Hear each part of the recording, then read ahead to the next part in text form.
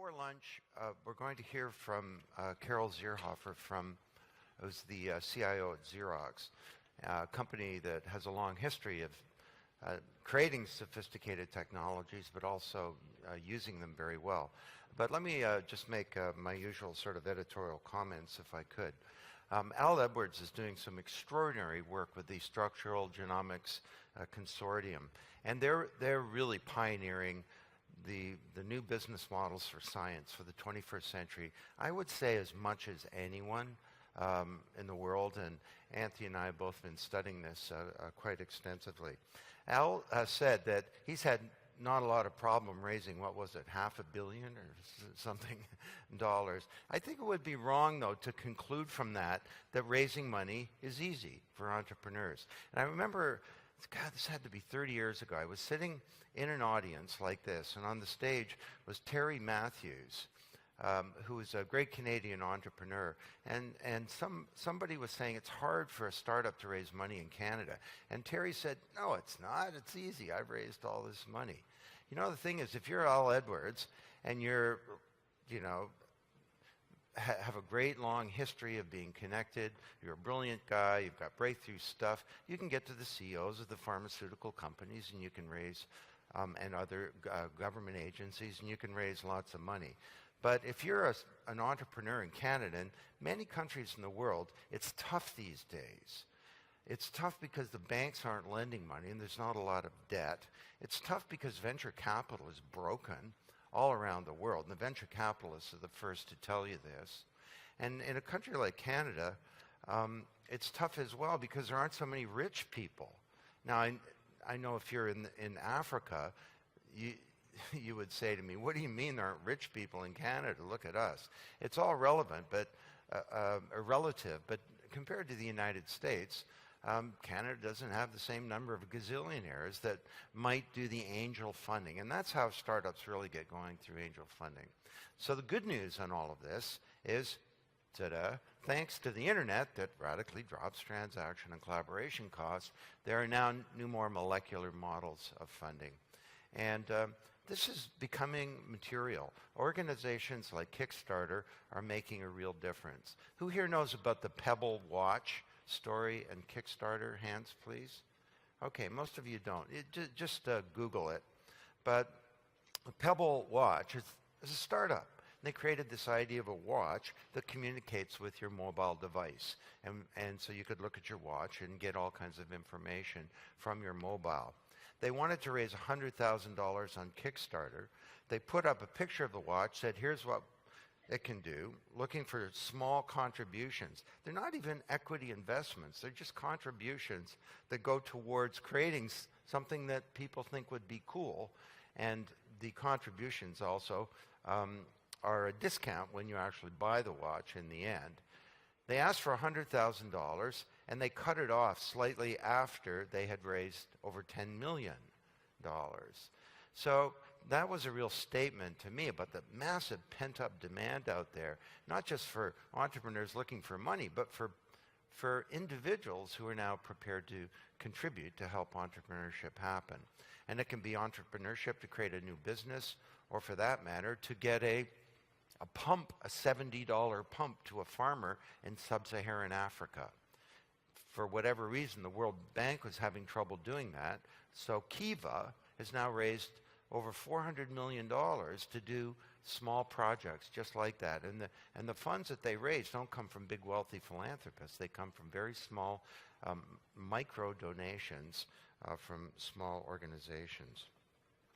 Now, a second thing is, the panel talked a lot about innovation and entrepreneurship and real breakthroughs. So I'd like to tell you in 30 seconds about something that I'm doing. And this is not a sales pitch because it's free for you, and you can have it right now for free. I've written 14 books. My new book is not a book, it's an app. And it's called the Don Tapscott app. Just go to, right now it's on the Apple Store, and will be available on other platforms. And it explores sort of my thinking in a number of different areas about how we can fix problems in our broken world. And it was just released last week, and there's been a lot of buzz and a lot of interest and excitement about it. So, but even authors have to rethink, what's our basic business model and how can we communicate our content to people. Now, just to bring up Carol, Carol's really pioneering the whole question of how do you create a more simplified world from the point of view of technology, of business processes, and simplicity within an enterprise. Because let's face it, things are getting very complicated. And everyone, leading thinkers everywhere, is really struggling with this thing. Do you know at Davos this year, the theme of the annual meeting of the World Economic Forum is around this. It's around, we have this super complex, volatile world. How can we create more resilient, dynamic, and adaptive organizations that can respond to this? And if you're a CIO, a big theme is simplicity. Because, yep, we got this fabulous new paradigm in technology. The internet's becoming a global computational platform. We've got all kinds of exciting breakthrough technologies through consumerization, through mobile, rich media, geospatiality, a web enriched with services, and you can move IT onto this new global platform. The trouble with that is that this irresistible force of the new technology is meeting an immovable object of a $4 to $5 trillion installed base of all kinds of really complex legacy systems. And for years I've been describing this, that God may have created the world in 6 days, but at least he didn't have an installed base. So how do we create the conditions whereby new investments contribute to a desired and more simplified future when it comes to technology and business processes, organizational structure, and so on? And that's really what Carol is certainly one of the leading, not just thinkers and practitioners in achieving. So without further ado, please welcome Carol Zierhoffer.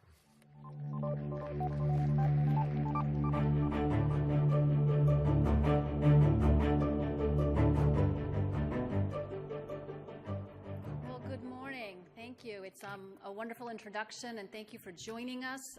I am delighted to be here today talking about creating a simpler world in a digital society. We are living in a remarkable time. Thanks in large part to advancements in science and technology, we have a flatter, more computerized, more intelligent planet with environmentally conscientious, more literate, more interconnected citizens than ever before. But with that becomes a large byproduct, and that is complexity. While there are no easy answers to these challenges we face, we do have an undeniable opportunity. We have a chance not only to leverage the plethora of data that is coming at us and available to us, but to also simplify to gain advantage. So complexity is all around us. We all struggle with it. And digital technology, with the volumes of data and information we create with it, can make the world much harder. Consider what happens during your day. Whether you're at work or you're at home, the ubiquity of devices, information, services, and channels is overwhelming. Managing all this personal and professional information, it's daunting. And information overload can impact your effectiveness.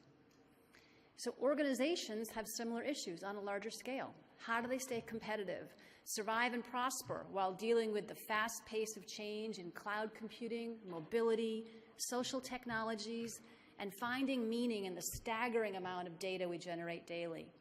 Then layer in the uncertainty of a shaky global economy, of many industries in transformation, widespread social unrest, amplified by social media. Where do you begin? Well, I'd like to begin by telling you a little bit about myself, why I chose to join Xerox just a year ago. I'll tell you a little bit about my new company, about our heritage, about the transformation we're undergoing, taking us to exciting new and unexpected places.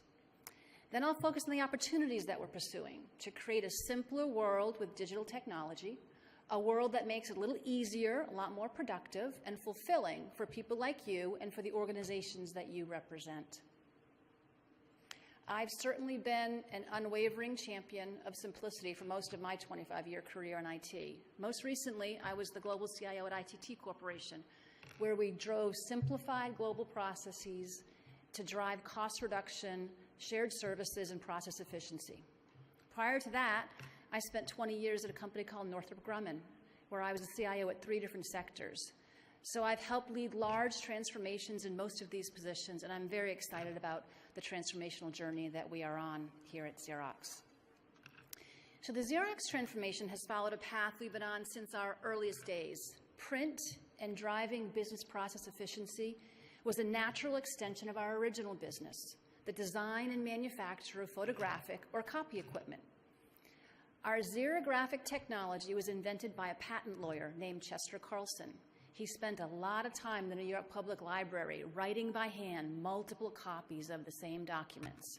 So for 14 years, he focused on inventing something that would do this arduous work with the simple press of a button. He succeeded in 1938, inventing the technology that streamlined copying in those processes. 21 years later of development, in 1959, the first xerographic office copier was commercially unveiled, and Xerox was soon a household name. Yet, even in those early years, we were more than about just making copies. Our stated mission was to make it easier for people to share information.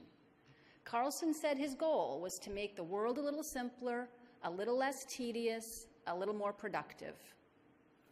So with such a strong focus on customers' challenges, it's no wonder that during those decades, we had the foresight to recognize that digital technologies might help people communicate even better.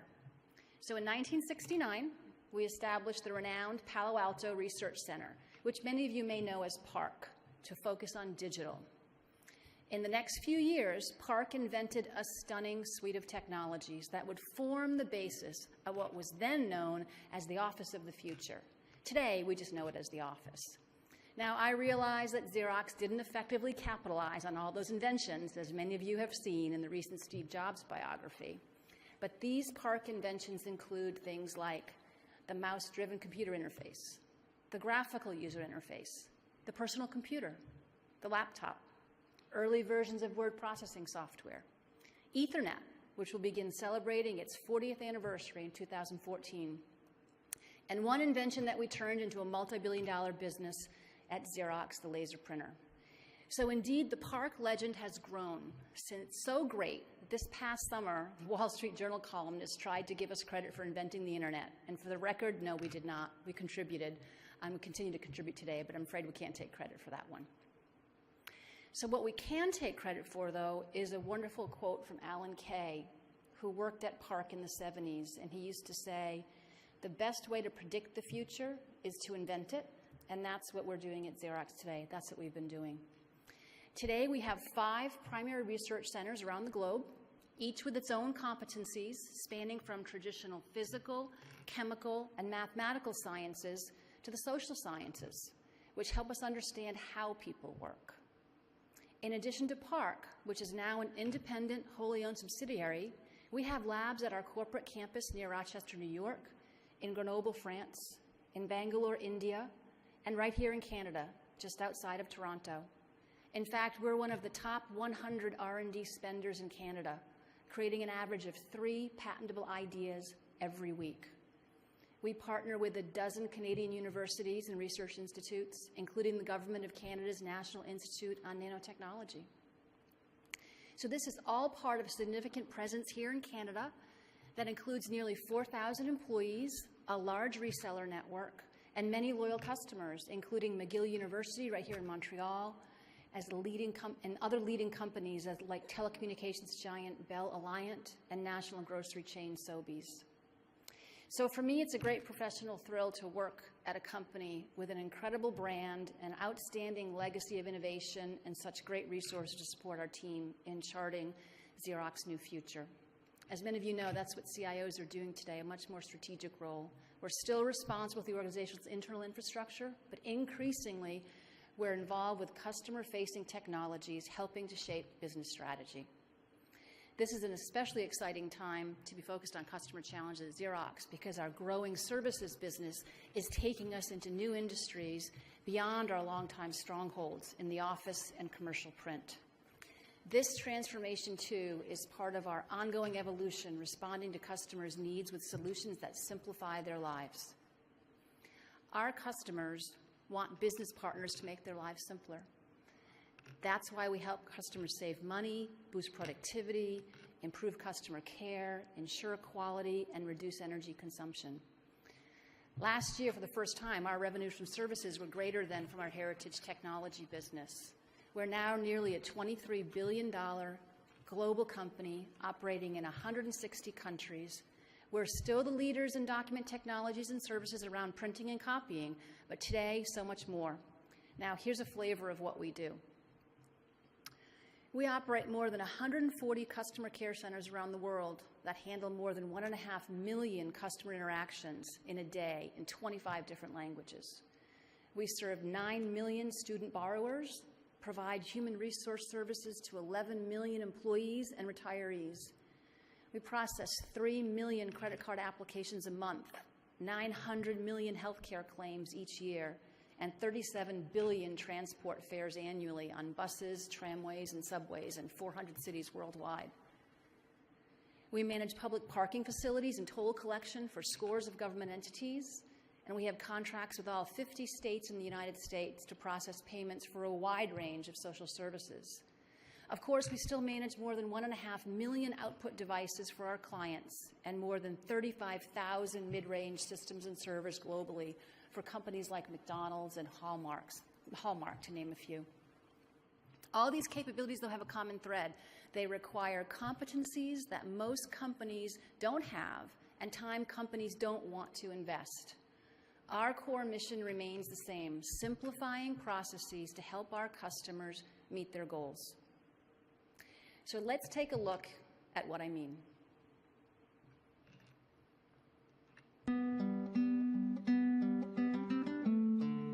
There's this idea called progress. It says that when technology advances, so does humanity. We started Xerox to help that along by making information easier to share. Only the more progress the world made, the more complicated it became. We thought, instead of just drowning in this ocean of data and technology, why not use it to make life simple again? So we find ways to channel it all into simple streams of data, so you can focus on only the information you need and share it seamlessly. When the boom in e-commerce led to a boom in e-fraud, we invented anti-counterfeit packaging to make sure that the medicine you ordered is the medicine you get. And when we noticed that natural disasters were soon followed by communications disasters, we created instant pop-up call centers to help bring calm and stability to where it's needed most. When you can help doctors virtually monitor all their patients at once and manage their treatment electronically, what you're really doing is helping people get better and stay better. When you install traffic cameras on school buses, you're not just giving the driver one less thing to worry about. You're keeping kids safe. When you create a technology that makes paying for public transportation effortless, you're actually reducing the number of cars on the road and making the air easier to breathe. We came up with these solutions for the same reason we started this company more than half a century ago: to make the world simpler, so you can focus on what really matters. These simple answers to complicated problems are our business. We call it real business, but most people, they just call it progress. So as you saw in the video, over the years, we've learned a few things about the universal appeal of simplifying business processes. And it's certainly not just Xerox that is changing. In a revolution led by Canada's own Research in Motion, or RIM, the maker of the BlackBerry, we now live in a digital society. By the end of this year, we could have more smartphones on the planet than humans.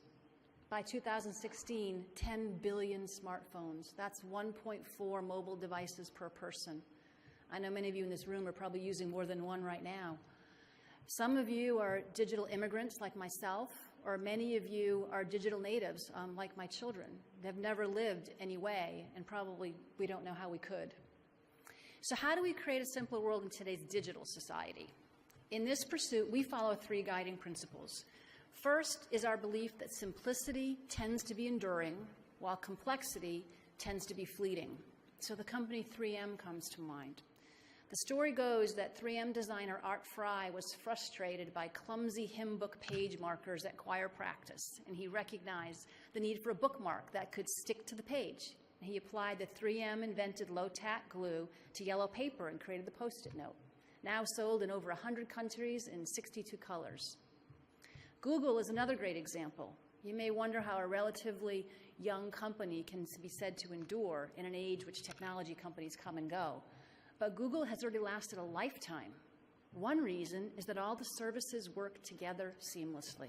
From one page, the user has access to all things Google: email, documents, maps, videos, images. It's intuitive, it's efficient, it's useful. It shows us that simplicity is not about scaling back or downsizing or dumbing things down. It's about taking extra steps out of the process. It's about channeling the power of digital technologies to make our personal and work lives easier and more productive. Many of today's top innovations are doing just that. And if we work at this, these innovations will also endure. Our second guiding principle is this: don't make the process harder than it is. Henry Ford revolutionized manufacturing by adhering to this principle. Before he perfected mass production, automobiles were built by craftsmen who assembled the finished vehicle from parts they fabricated themselves, making any necessary part adjustments as they went along.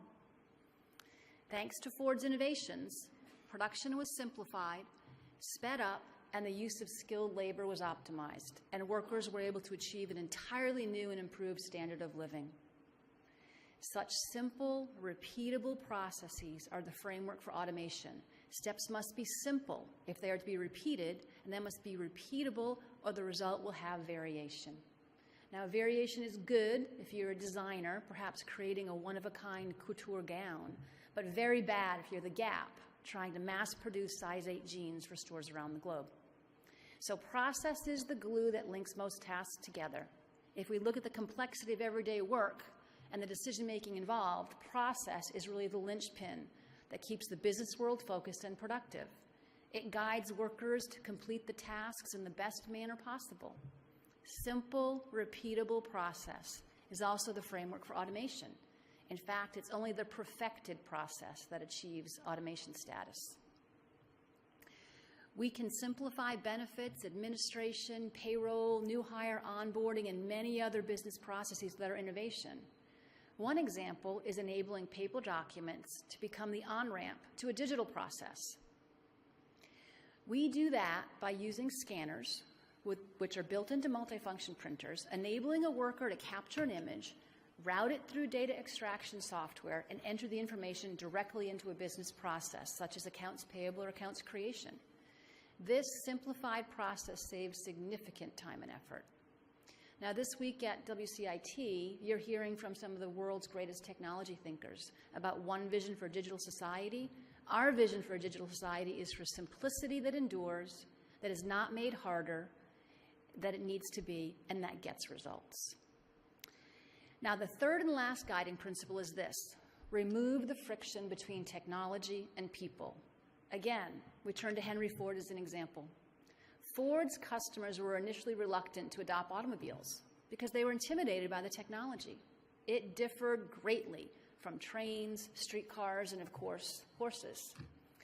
To put this in perspective, Ford once famously said, "If I asked people what they wanted, they would have said faster horses." So by making cars that were easy to use and simplifying car making, Ford removed the friction between technology and people. He brought cars to the masses. Apple's another great example among the leaders in taking this approach, with intuitive interfaces that require little or no training and a streamlined product portfolio that makes transitions between their products simple. Finally, let's take a look at an example that comes from the new Xerox, electronic tolling, like EasyPass in the northeastern United States. EasyPass uses RFID signals as the trigger to a process that makes automated toll charges to a driver's account. So before electronic tolling, drivers experience long lines at toll booths waiting to pay with cash. In addition, more than 250,000 incorrect violation notices went out each month, overloading customer service lines. Today, this process is practically invisible to the driver, but it makes their life a whole lot easier, leveraging digital technology and removing the friction. So these three guiding principles on simplicity, in combination with an unrelenting focus on our customers, are now helping us push boundaries on what services we offer, how they're performed, and in that spirit now, I'd like to use our remaining time to give you a little glimpse into the future, a look at the digital frontier by offering you a peek at just a few things in our laboratories, what our research scientists are working on for tomorrow. The projects I'll talk about can be grouped into three themes that have implications in many fields. So these themes are: first, assisting experts and automating complex tasks; second, making data meaningful, leveraging and using big data; and finally, giving computers the gift of sight. So let's start with what we're doing to assist experts and automate repetitive tasks. We often use what we call ethnographers. Now, ethnography is the branch of anthropology that comprehends the subtleties of specific cultures. And in this case, those cultures are our customers' work practices. By building an understanding of how people work, we can better solve their problems. Now, you probably think our researchers work in a sterile white lab, but in reality, you're more likely to find them in a city parking lot observing cars and drivers, or in the rural countryside of India observing how people open a bank account. Let me give you an example. Rural banks and emerging economies are having a very hard time meeting escalating demands for services. We've recently demonstrated a prototype of a portable, self-serve banking kiosk with built-in expertise that automates many of the processes with advanced workflow, character recognition and digitization, document management, satellite-based wireless networking, and more. And it's all made to appear simple to the user, even in a rural, isolated village. The kiosk and the technology help banks to easily open new branches virtually anywhere with minimum staffing and upfront investment. Our initial prototype in India is getting rave reviews for making smaller rural banks practical in a nation that desperately needs them, cutting the time to open a new account from days, error-prone, to just hours and minutes. Now that's real money for the bank, and it's value to our customers. So we're applying digital technologies in a novel way to serve a non-traditional Xerox market with an initiative that's promising not only for us, but for these emerging economies. The second research theme I'd like to address has to do with making data meaningful in the face of information overload. Every 2 days, we create as much information, new information, as we did from the dawn of civilization through 2003. So how do we make sense out of all this data? How do we turn silos packed with dense information into vehicles for delivering valuable insights to improve business performance? We're addressing these big data and analytic issues from a number of angles: by providing better real-time information, by understanding complex relationships within data, and by predicting future outcomes based on historical data. Naturally, we've applied some of these efforts to our own office business. In one project, we've developed energy optimization software that has reduced energy usage by 10 to 20% without human intervention. It uses machine learning techniques to capture data and understand the patterns of how printing devices are used, then leverages device management tools to adapt the power-saving settings on the fleet of printing devices.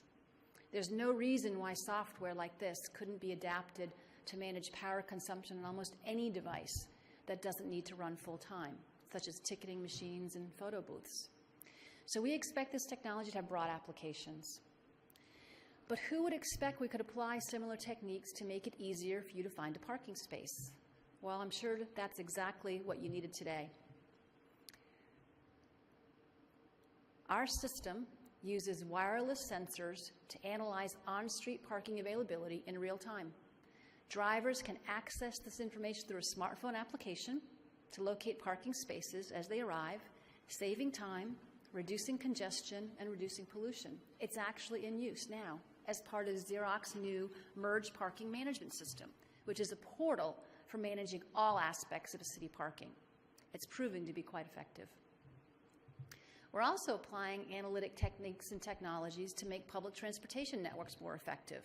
We're analyzing passenger ticketing data to give city transportation managers a better understanding of how public transit is used.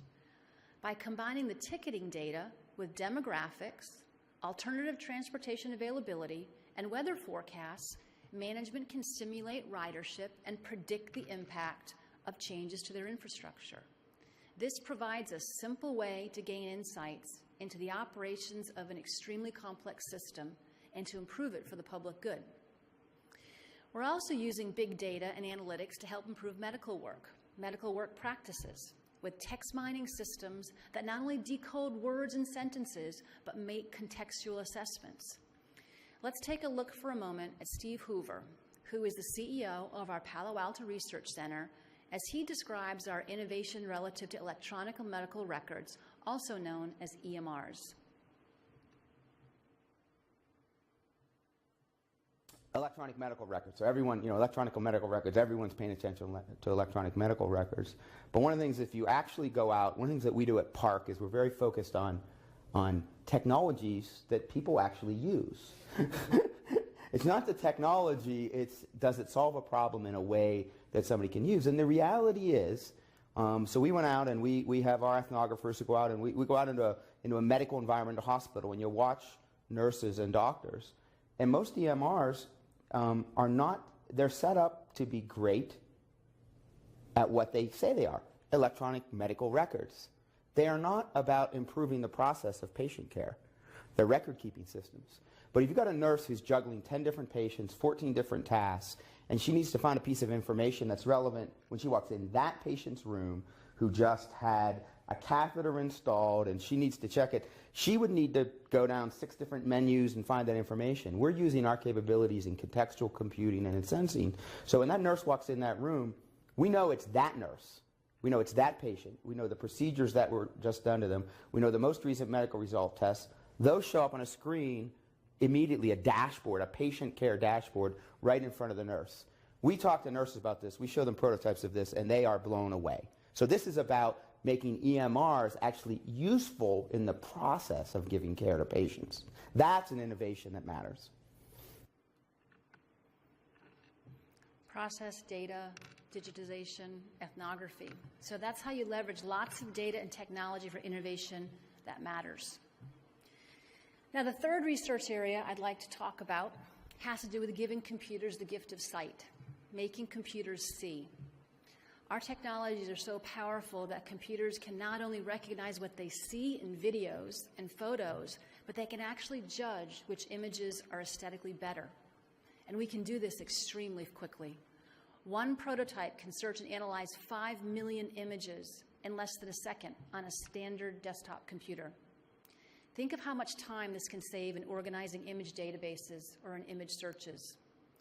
Well, we're putting this power to work in novel ways in a number of fields. In medicine, for example, we're using video cameras and image processing to monitor a patient's vital signs without making contact with them, no physical contact. Let's listen to one of our researchers describe this research, an exciting application in both adult and in neonatal care.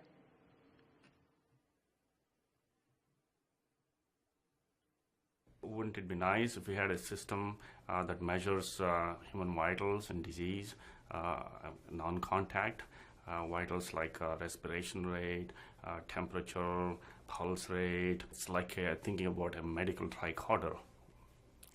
And it will be a radical innovation in healthcare. With contact, like for example ECG, you have to put leads and with adhesive gel on the skin, and particularly on neonates, the skin can come off while removing the contact. So there is no need to have something on your body because once you wear it on your body, it is an obstruction. So we want to provide a technology which is easy to use and exists when you want it, and is accurate and works extremely well. Would be available everywhere, in their offices or at homes or in hospitals. Now that's innovation in a digital world, enhancing our ability to provide vital sign monitoring in the most unobtrusive way to improve medical care and patient outcomes. I mean, think of the possibilities. It's all about outcomes. So shifting gears, we're also working on many powerful applications of this technology in transportation, where videos are becoming more important as management tools to document where a vehicle may travel. One application in the United States is following up on what we call an Amber Alert, which is a notification that a child has been abducted. Investigators will often search video databases of traffic streams to locate a suspect's vehicle, a daunting task when it's done manually. But Xerox researchers have developed a faster search process by marking frames where a specific event type is detected, taming big data to vastly accelerate these searches and increase the likelihood that a perpetrator would be caught. So like our medical applications, this is technology that will potentially save lives. So Xerox has come a long way from our days as the copier company. The same research we applied to monitoring printers and scanning images is now helping us solve problems in hospitals, on highways, and in many other unexpected places by exploiting digital data, the digital world, and big data. Let me close by saying that this simplicity that guides these programs is a simple concept. It's about working smarter, not harder. It's about eliminating the extra steps in your day that can zap productivity and obscure your focus. It's about Xerox applying its capabilities and technologies to make our customers' jobs easier so they can focus on their true missions. It's about leveraging technology, data, and process. One final point, as I stand here today, I'm aware that from New York to Silicon Valley to Grenoble to Bangalore, this industry is turning out science and innovation that is remarkable.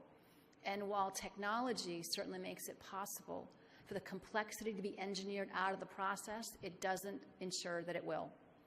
So a technologically intelligent planet can amplify the essential human attributes of passion, justice, and leadership, but it cannot replace them. We always remember that technology comes and goes.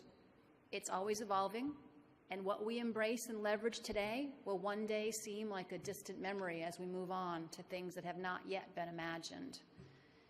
It has always been this way. Think about when Gutenberg invented the printing press. He had no idea that authors would one day write, publish, and market their own books online. But he and his contemporaries were indeed strategizing about their future and wondering how they would take on the challenges of their day, just as we're doing now, by extending Chester Carlson's insights for transforming the way people work. And we ponder the challenges of our day. As we do that, we should be cautious, believing that more intelligent technology will produce wiser humans, or that complex systems will use judgment and empathy in making difficult decisions. So no matter how many times a machine beats a human at a game, what they do is fundamentally different. A machine cannot give you clean water and healthy food. A machine cannot teach your children or build a bridge. A machine cannot inspire and lead, but we can. We can inspire and lead. So I believe that we, through the honor, privilege, and responsibility we bear as leaders, can use the gift of leadership to make the world a simpler place. And that's a little easier to navigate and comprehend. So that's what we do at Xerox for our customers, and we're thrilled when we get feedback from them, either digital or the old-fashioned way, and that we do appreciate. On one note, I do appreciate your time and attention today, and I know that I am between you and lunch, so thank you very much for your time.